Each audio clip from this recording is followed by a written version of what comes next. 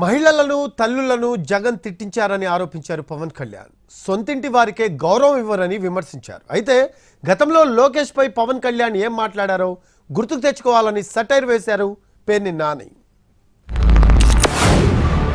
ఇన్ని దశాబ్దాల ఆంధ్రప్రదేశ్ రాజకీయ చరిత్రలో ఏ ఒక్క నాయకులు కూడా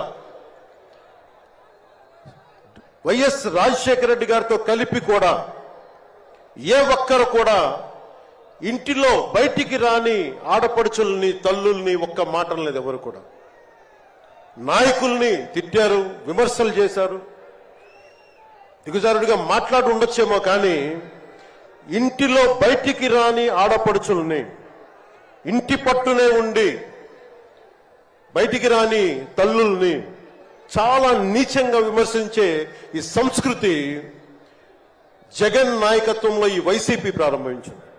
లోకేష్ నాయుడు మీ అమ్మగారికి క్షమాపణ చెప్పాడా? నీకు క్షమాపణ చెప్పాడా? నీ కాళ్ళు పట్టుకున్నాడా?